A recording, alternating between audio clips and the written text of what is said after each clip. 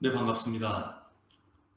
풍년이 그치고라는 제목으로 하나님의 귀한 말씀을 전하도록 하겠습니다. 오늘 교회 안으로 들어오는데 교회 주차장에 화사하게 핀 벚꽃이 눈에 들어왔습니다. 그런데 교회 건물 안으로 들어오니까 가슴 한켠이 시립니다. 환하게 맞이해 주던 집사님들도 보이지 않고 교회 복도를 가득 메우던 아이들의 제잘되는 소리, 찬양대원들의 찬양 소리도 오늘은 들리지 않습니다. 봄이 왔는데 아직 우리에게는 봄이 오지 않았습니다라는 어느 시인의 시귀가 가슴에 사무치는 아주 특별한 계절을 통과하고 있습니다. 오늘 함께 읽은 본문의 주인공은 저와 여러분이 너무나 잘 아는 요셉입니다. 특별히 오늘 본문은 요셉이 애굽의 총리 대신이 되고 난 후 적어도 7년이 지났을 때를 다루고 있습니다. 본문은 이렇게 시작합니다. 애굽 땅에 7해 풍년이 그치고, 7해 풍년이 그치자 정말 요셉의 말과 같이 7해 흉년이 들기 시작했습니다. 그리고 각 나라마다 굶주리는 사람이 넘쳐났다고 했습니다. 뿐만 아니라 애굽 온 땅도 굶주렸답니다. 제가 이 본문을 접할 때마다 제 마음에는 조금 불편함이 있었습니다. 왜냐하면 성경이 우리가 사는 세상의 상식을 조금은 무시하고 있다는 생각이 들었기 때문입니다. 한번 가만히 생각해 보십시오. 7년 동안 풍년이 들었습니다. 어느 정도의 풍년이었냐면 요셉이 흉년을 대비하여 커다란 창고를 지어놓고 수확한 것의 5분의 1을 창고에 버립니다. 얼마나 모았는지를 세어보았는데 그 곡식이 너무 많아서 세다가 세는 것을 포기했을 정도입니다. 실로 엄청난 대풍년이 왔던 것입니다. 그런데 성경은 흉년이 시작되자마자 각 나라마다 굶주리는 사람이 넘쳐났다는 것입니다. 조금 이상합니다. 그동안 모아놓았던 거 다 까먹고 흉년이 시작되고 2, 3년이 지난 어느 해를 말하는 것이 아닙니다. 바로 흉년이 시작된 그 해부터 굶어 죽는 이들이 넘쳐났다는 것입니다. 부자가 망해도 3년은 간다고 하지 않았습니까? 조금은 이해가 안 되는 부분이었습니다. 그런데 어느 날 아픔은 늘 새로운 시작이다라는 책을 쓰신 김봉남 전도사님의 간증을 우연히 듣게 되었습니다. 김봉남 전도사님은 연세대학교 세브란스 병원 원목실에서 사역하시는 분입니다. 그런데 이분이 병원 전도를 하시면서 전도한 환자들과 이런저런 이야기를 나누는 시간이 있었답니다. 그때 한 절단 환자가 이렇게 이야기했습니다. 여러분, 절단 환자는 팔이나 다리나 팔 등 신체 일부를 자르게 된 환자들을 말합니다. 그분은 전기기술자였는데요. 감전사고로 양팔을 잃어버린 분이었습니다. 전도사님, 제게 소원이 하나 있다면 사랑하는 아내를 다시 한 번만이라도 제 양팔로 안아주는 것입니다. 제가 경상도 사람이라 무뚝뚝해서 사랑한다는 말 잘 못하고 표현해주지 못했습니다. 그런데 제가 아프고 나니까 아내가 밥도 떠먹여주고 뒤도 닦아주고 남자 화장실까지 따라와서 도와주는데 제가 몸둘 바를 모르겠습니다. 정말 제가 양팔이 있다면 아내를 꼭 한번 안아주고 싶습니다. 또 다른 절단 환자가 이야기합니다. 전 제 아들 머리통 한번 쓰다듬어 줬으면 좋겠습니다. 아빠가 이 모양인데도 공부를 잘해 상을 받아왔는데 머리 한번 쓰다듬어 주지 못하는 제가 너무 원망스럽습니다. 참 가슴 아픈 이야기들입니다. 그런데 이런 절단 환자들을 오히려 부러워하는 이들이 있답니다. 바로 척수 환자입니다. 이분들은 척추를 다쳐서 일어서지 못하는 분들입니다. 평생을, 남은 인생 동안을 휠체어에 의지하고 지내어야 합니다. 그런데 이분들이 호소하는 가장 큰 고통은 소변을 스스로 해결할 수 없다는 것입니다. 소변을 보는 게 아니고 주먹으로 쳐서 빼내야 하는데 이게 보통 어려운 일이 아닙니다. 척수 환자들의 대부분이 휠체어에 앉은 지 2년 이내에 신장 기능 손상으로 사망한다고 합니다. 참으로 안타까운 일입니다. 그런데 놀랍게도 이러한 척수 환자들조차 부러워하는 이들이 있습니다. 바로 경추 환자들입니다. 경추 환자는 목을 다쳐서 전신마비가 돼서 평생을 누워만 계셔야 하는 분들입니다. 여러분 아십니까? 이런 경추 환자가 의외로 많습니다. 한 교수님은 교수연구실 의자에 등받이가 있어서 연구가 끝난 후에 이렇게 기지개를 펴는 것이 습관이 되었답니다. 그런데 한 번은 친구 교수 연구실에 놀러 왔다가 등받이 없는 보조 의자에 앉았는데 평소처럼 기지개를 펴다가 그만 뒤로 넘어져서 경추 환자가 되고 말았습니다. 그런가 하면 또 다른 분은 귀농한 친구 농장에 놀러 갔다가 쌓아놓은 볏짚단이 목에 떨어졌는데 그 길로 경추 환자가 되고 말았답니다. 저도 경추 환자를 직접 경험한 일이 있습니다. 대전 믿음의 집이라는 장애인 선교센터에서 사역한 일이 있었는데요. 거기서 만난 분은 자동차 전복 사고를 당하면서 목을 다쳐 경추 환자가 된 분입니다. 경추 환자가 되면 목 이하로는 신경이 모두 죽어서 감각이 없습니다. 그러니까 목 위쪽, 그러니까 얼굴 부분만 감각이 있는 겁니다. 근데 제가 이분이 거쳐하는 방옆을 지나갈 때면 정말 숨이 넘어갈 듯한 다급한 목소리로 저를 부르세요. 전도사님, 제발 제 방에 와주세요. 근데 제가 정말 놀라서 달려가 보면 제게 부탁하는 게 항상 똑같습니다. 전도사님, 제 머리를 찬빗으로 팍팍 긁어주세요. 간지러워서 도저히 참을 수가 없습니다. 여러분, 신경이 목 위쪽으로만 나와 있다 보니까 저희들보다도 더 목 위쪽 신경은 더 발달해 있는 것 같습니다. 여러분, 우리가 살면서 우리가 세보지 않아서 그렇지 하루에 얼굴을 몇 번이나 만지고 머리를 몇 번이나 이렇게 빗는지, 머리를 몇 번이나 긁는지 저희는 잘 알지 못합니다. 저희가 팔이 있기 때문에 그때마다 저희는 해결하는데요. 근데 이분은 양팔을 쓸 수가 없기 때문에 도와줄 사람이 없어서 누군가가 긁어주지 않으면 해결할 길이 없기 때문에 너무나 힘들어 하시는 겁니다.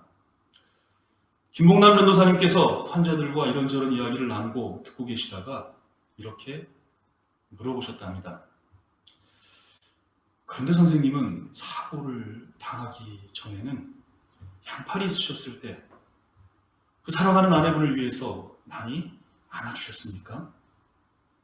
또 선생님은 이전에는 아드님 머리를 많이 쓰다듬어 주셨습니까? 그럼 한결같이 그분들이 이렇게 말씀하신답니다. 전도사님, 그땐 왜 그러지 못했을까요? 항상 뭔가 중요한 일을 하느라 바쁘게 뛰어다니기는 했는데 왜 정작 중요한 일은 다 놓치고 살았을까요? 참 우리 인생이 슬픈 건 풍년일 때는 정작 그때가 풍년인 줄 모른다는 것입니다. 양팔이 있을 때, 두 다리가 있을 때, 척추, 경추가 건강할 때는 내 몸이 건강하다는 것이 얼마나 소중한 것인지 잘 모릅니다. 언제 알게 됩니까? 흉년이 찾아오면 그때가 비로소 풍년이었다는 것을 우리는 알게 되는 것입니다. 오늘 우리는 온라인으로 예배를 드리고 있습니다. 우리 교회 홈페이지에 들어가 보면 메인 사진으로 운동회 사진이 올라와 있습니다. 또 그 아래에는 운동회 동영상이 있는데 제가 무심코 열었다가 눈물을 참느라 힘들었습니다. 서로 어깨 동무를 하고 목이 터져라 응원가를 부르고 또 함께 세 명이서 함께 등짐을 지고 등에 공을 올려놓고 뛰던 게 불과 3주 전입니다. 장갑을 낀 사람 하나 없고요. 마스크 착용한 사람도 하나 없습니다. 여러분, 그런데 지금 어떻습니까? 한 교회 성도님끼리 자리도 함께 앉지 못합니다. 찬양을 해도 혹시 침이 튀길까봐 조용조용 찬양하고 있습니다. 그래도 여기 오신 분들은 낫습니다. 대다수의 성도님들은 그나마도 하지 못하고 온라인으로 예배를 드려야 하는 상황 가운데 놓였습니다. 정말 참으로 안타까운 건 우리 역시 그때에는 그때가 얼마나 소중한 풍년의 시간이었다는 것을 알지 못했다는 것입니다. 오늘 성경 본문 가운데 등장하는 주변국들의 백성들도 마찬가지였을 겁니다.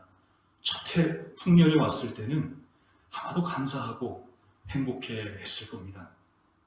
그러나 풍년이 한 해, 두 해, 세 해 계속되면서 그들은 풍년에 취해 풍년을 당연한 것으로 여겼습니다.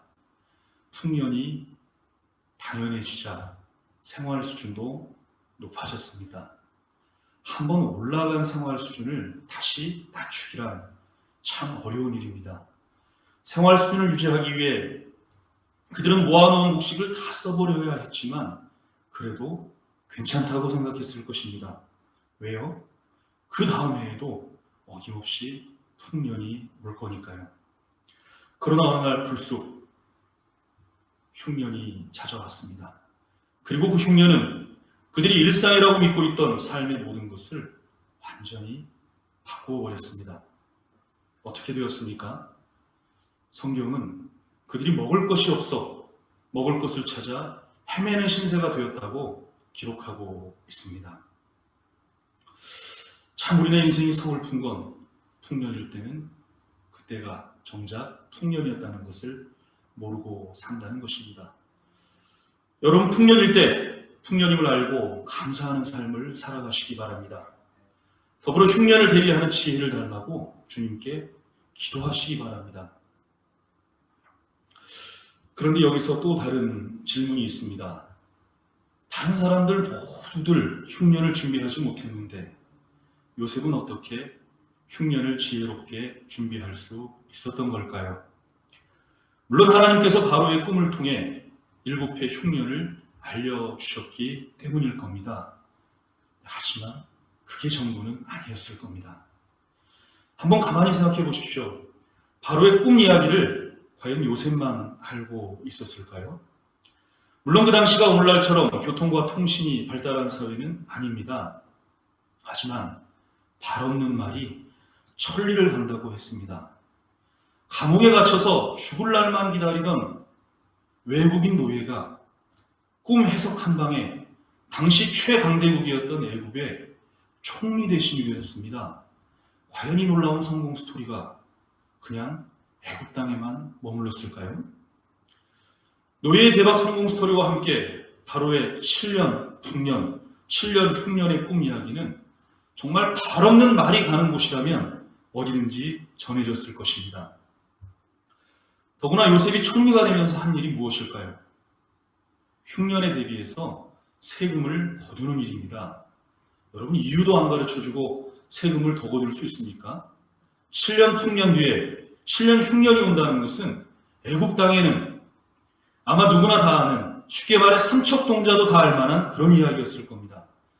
국가나 국경의 개념이 오늘날보다 희미했던 그 당시 상황으로 볼 때 애굽의 주변국들도 어느 정도 이 일을 알고 있었을 것입니다. 그런데도 그들은 준비하지 못했고 요셉은 준비했습니다. 그렇다면 정보를 알고 있던 것 말고도 요셉에게는 뭔가 특별한 점이 있었을 겁니다. 요셉에게는 하나님께서 그의 삶을 통해 그에게 준 특별한 레슨이 있었습니다. 한번 저를 따라 하시기 바랍니다. 언젠가 흉년이 온다. 저와 여러분이 기억하는 어릴 적 요셉의 삶은 비교적 풍년이었습니다. 다른 형제들과는 달리 그는 채색 옷을 입었습니다. 채색 옷은 색깔만 알록달록한 것이 아니었습니다. 소매가 손을 덮을 정도로 아주 긴 옷입니다. 여러분, 이게 무슨 뜻일까요? 이건 일하는 사람이 입는 옷이 아닙니다. 일할 필요가 없는 사람만 이 옷을 입을 수 있습니다. 여러분, 한번 가만히 상상해 보십시오.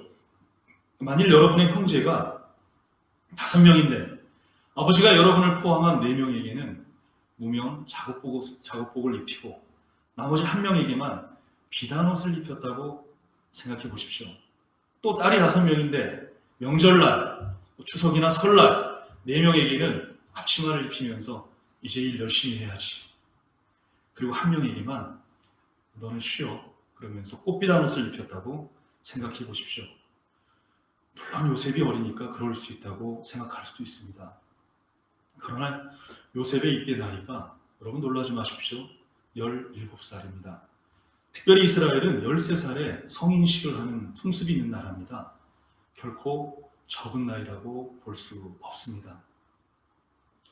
아버지의 차별 대우에 또 요셉도 한 몫을 더합니다. 요셉은 참을 수 없는 천진난만함을 가지고 있었습니다. 어느 날 형들에게 꿈 이야기를 합니다. 들에서 곡식단을 묶고 있는데 갑자기 네 단이 일어서고 형님들의 단은 네 단을 둘러서서 절을 했습니다. 형들이 가만히 듣고 보니 괘씸합니다. 야, 네가 우리의 왕이 되겠냐는 말이냐며 화를 냅니다. 이쯤 되면 조금 눈치가 있으면 멈춰야 하는데 요셉은 진도를 한 발 더 나갑니다. 내가 또 다른 꿈을 꾸었는데 꿈에 보니까 해와 달과 11개의 별이 다 나에게 절했습니다. 아버지의 차별 대우와 요셉의 참을 수 없는 천진난만함은 형제들의 마음을 지옥으로 만들어 버렸습니다. 어느 날 요셉이 아버지의 심부름으로 형제들을 찾아 길을 떠납니다. 요셉이 저기 먼 곳에서 오는데 형제들이 그를 먼저 알아보았습니다. 요셉의 채색옷 때문이었을 겁니다. 멀리 있는 누군가를 알아보고 그가 우리에게 오기까지의 시간은 어느 정도 걸릴까요? 20분? 30분? 그리 길지 않은 시간일 겁니다. 그런데 요셉의 형제들은 이 짧은 시간 동안 놀라운 의견일치를 이뤄냅니다. 여러분, 이것은 아주 놀라운 일입니다. 우리가 살면서 경험해 보지만 10명의 마음이 하나로 모인다는 거 결코 쉬운 일이 아닙니다. 게다가 이들은 형제라지만 한 어머니 자식도 아닙니다. 어머니가 셋입니다. 그런데 그 짧은 시간 동안 그 10명의 형제들이 놀라운 일치를 만들어냅니다. 어떻게요? 요셉을 구덩이에 빠뜨리자. 그것도 원래는 죽이려고 했습니다. 그나마 장남인 루벤이 반대해 구덩이에 빠뜨린 후 상인들에게 팔아 넘깁니다. 구덩이에 빠진 날 요셉은 그의 인생 가운데 최초로 흉년을 겪었을 것입니다. 지금까지 풍년을 살면서 전혀 흉년을 준비할 줄 몰랐던 천진난만한 요셉은 그날 아주 소중한 레슨을 배웠을 것입니다. 언젠가 흉년이 온다. 애굽으로 끌려가는 동안 아마 요셉은 말 함부로 하지 말걸, 듣는 형님들의 마음도 조금 헤아릴걸 하면서 후회를 했을지도 모르겠습니다. 요셉은 애굽으로 팔려가 애굽왕 바로의 경호실장이었던 보디발의 종이 되었습니다. 정말 거기서 온갖 고생을 다하지만 죄송합니다. 성실함을 인정받아 보디발의 집안의 살림을 전체를 맡아보는 아주 높은 위치에까지 올라갑니다. 첫 번째 흉년의 레슨 덕이었는지 요셉은 보디발의 다른 종들과의 관계의 문제를 일으키지는 않았습니다. 그런데 엉뚱한 데서 흉년이 찾아옵니다. 바로 보디발의 아내가 그를 유혹하는데 그러다 안 되니까 오히려 그에게 당할 뻔했다고 죄를 뒤집어 씌운 것입니다. 요셉은 이제 감옥이라는 흉년의 구덩이에 다시 빠집니다. 이 과정을 통해 요셉은 다시 한번 중요한 레슨을 배우게 됩니다. 언젠가 흉년이 온다. 이번엔 말도 함부로 하지 않고 사람의 마음도 헤아렸을 것입니다. 그럼에도 불구하고 흉년은 어김없이 찾아왔습니다. 아마도 요셉은 흉년은 내가 노력한다고 피할 수 있는 게 아니라는 것을 이 사건을 통해 뼈저리게 배웠을 것입니다. 그런데 한 가지 질문을 던져봅니다. 요셉에게 이 흉년의 시간들이 그저 시련의 시간, 고통의 계절이기만 했을까요? 미당 서정주 선생의 자화상이라는 시 가운데 이런 대목이 있습니다. 23해 동안 나를 키운 건 파라리 바람이다. 자신을 성장시킨 건 80%가 고난과 풍파였다는 이야기입니다. 요셉의 흉년도 요셉을 성장시킵니다.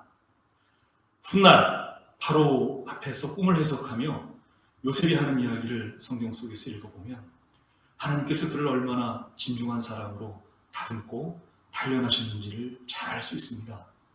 창세기 41장 32절부터 36절을 찾아 함께 교독하겠습니다. 바로께서 꿈을 2번 겹쳐 꾸신 것은 하나님이 이 일을 정하셨습니다. 하나님이 속히 행하시리니 이제 바로께서는 명철하고 지혜 있는 사람을 택하여 애굽 땅을 다스리게 하시고 바로께서는 또 이같이 행하사 나라 안에 감독관을 두어 그 7해 풍년에 애굽 땅의 5분의 1을 거두되 그들로 장차올 풍년의 모든 곡물을 거두고 그 곡물을 바로의 손에 돌려 양식을 위하여 각 성읍에 쌓아두게 하소서. 이와 같이 그 곡물을 이 땅에 저장하여 애굽 땅에 임할 7해 흉년에 대비하시면 땅이 이 흉년으로 말미암아 망하지 아니하리다. 여러분 참 진중하고 의젓하지 않습니까? 그 옛날 아버지와 형들 앞에서 하늘의 해와 달과 11별이 내게 절을 하던데요 라고 말하던 천진난만함은 더 이상 찾아볼 수 없습니다.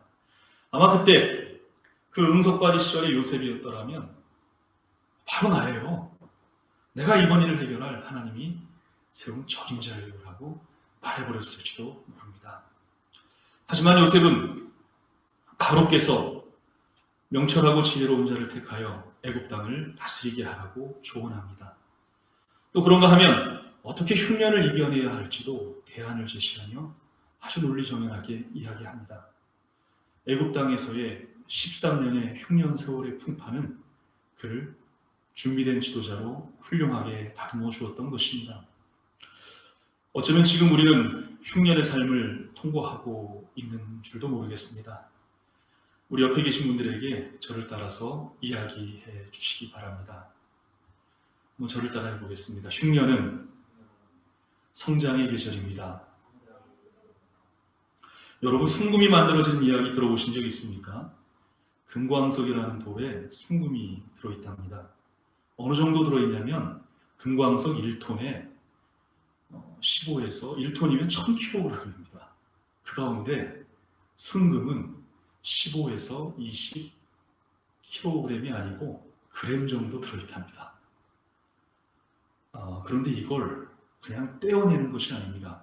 금광석을 1000도 이상의 용광로에 불에 시간을 두고 3번을 집어넣습니다. 그리고 솜씨 좋은 대장장이가 수백 번, 수천 번 때려야 비로소 순금이 되고 정금이 되어 나온답니다. 여러분 놀라지 마십시오. 이 모든 과정을 다 하는데 무려 40일이 걸린답니다. 내가 금이 빨리 필요하다고 해서 한 2번만 집어넣거나 또 금이 1000도면 너무 뜨겁다라고 해서 한 800도, 700도로 그 온도를 낮추면 어떻게 될까요? 정금은 없는 겁니다. 가치가 낮은 그저 그런 잡금이 나오는 것입니다. 우리가 너무나 잘 아는 성경 인물 가운데 욥이 있습니다. 욥의 고백을 가만히 들여다보면 욥도 이 원리를 잘 알았던 것 같습니다. 고난을 통해 자기를 단련하시는 하나님을 깨달은 욥은 이렇게 고백합니다. 나의 가는 길 오직 그가 아시나니 그가 나를 단련하신 후에는 내가 정금같이 나오리라. 요셉도 이걸 알았던 것 같습니다. 창세기 45장 5절에 보면 훗날 요셉이 자기를 팔아버린 형들을 만났을 때 요셉이 이렇게 이야기합니다. 형님들이 나를 팔았다고 해서 걱정하지 마십시오. 한탄하지 마십시오. 하나님이 저와 여러분의 생명을 구원하기 위해 나를 형님들보다 먼저 이곳에 보내셨습니다. 참으로 놀라운 고백입니다. 요셉은 그가 겪은 그 고난의 시간에 하나님의 계획이, 하나님의 사랑이, 하나님의 은혜가 함께 있었노라고 고백하는 것입니다. 요셉은 이걸 너무나 잘 알았기 때문에 흉년의 계절을 통과할 때마다 함께 하시는 하나님의 은혜를 경험하고 다시 일어설 수 있었습니다. 여러분은 어떤 계절을 통과하고 계십니까? 흉년을 살고 계십니까? 그렇다면 하나님께서 허락하신 흉년에 감사하며 더불어 다가올 흉년에 대비하는 지혜를 달라고 겸손히 기도하시기 바랍니다. 흉년을 통과하고 계십니까? 그렇다면 이 연단의 계절을 하나님의 함께 하시는 은혜로 말미암아 다시 일어서게 되시기를 예수님의 이름으로 기원합니다. 함께 기도하겠습니다. 우리와 늘 함께 하시는 하나님, 우리는 지금 한 번도 경험한 적이 없는 아주 특별한 계절을 통과하고 있습니다. 바이러스가 혹시 우리에게 올지 모른다는 두려움에 사로잡혀 있습니다. 사람이 사람을 미워하는 일이 많아지는 이때에 행여나 나와 내 가족들이 그 미움과 증오의 대상이 될지 모른다는 생각도 우리의 마음을 힘들게 합니다. 그러나 사랑과 은혜가 풍성하신 주님, 진노 중에라도 긍휼을 베풀어 주시기를 원합니다. 요셉이 훗날 인생 가운데 겪은 시련의 시간을 하나님께서 허락하신 성장의 계절이었다라고 고백하는 것처럼 우리도 이 시기를 주님의 은혜로 말미암아 다시 일어서게 하여 주시옵소서. 하늘로부터 내려오는 평안, 하나님만이 우리 인생에게 줄 수 있는 그 평안, 샬롬을 허락하여 주시어서 우리 삶을 주님으로 가득 채워 증오가 가득해진 이 시기에 오히려 사랑을 노래하는 저희들이 되게 하여 주시옵소서. 예수님의 이름으로 기도드렸습니다.